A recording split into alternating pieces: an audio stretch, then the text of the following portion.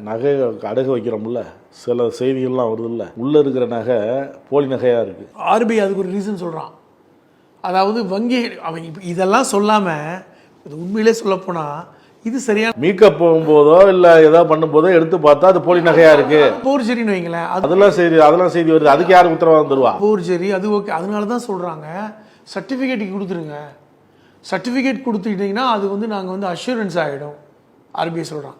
ஏதாவது ஏலம் எடுக்கக்கூடிய பெரும்பாலான நகைகள் எப்படி என்ன பிரச்சனைனா, இது ஒரு பக்கம் இருக்குல்ல, ஆர்பிஐடைய பார்வையில் என்ன பார்க்குறாங்கன்னா, இப்போ சமீபத்தில் வந்து ஏலம் எடுத்தாங்க.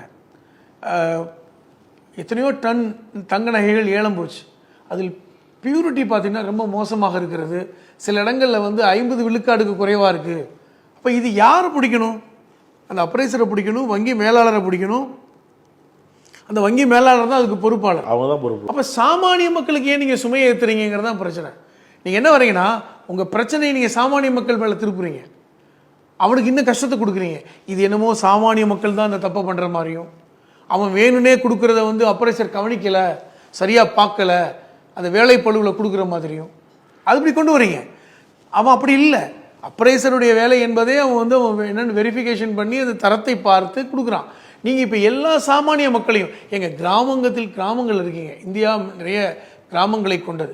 பல்வேறு கிராமங்கள் இருக்கின்ற விவசாயிகள், சாமானியர்கள் அங்கே இருக்கின்ற வங்கிகள் நம்பி தான் அந்த போய் அடகு வைக்கிறான். அப்போ அவன் கிராமத்தில் இருக்கவன் நகரத்துக்கு வந்து இந்த வேலையெல்லாம் பண்ணணும். இப்போ வந்து ஒரு நீங்கள் சொன்ன மாதிரி இப்போ வட இந்தியாக்களில் உத்தரப்பிரதேசம் போன்ற பீகார் போன்ற மாநிலங்களில் ரிமோட் வில்லேஜஸ் இருக்கிறது.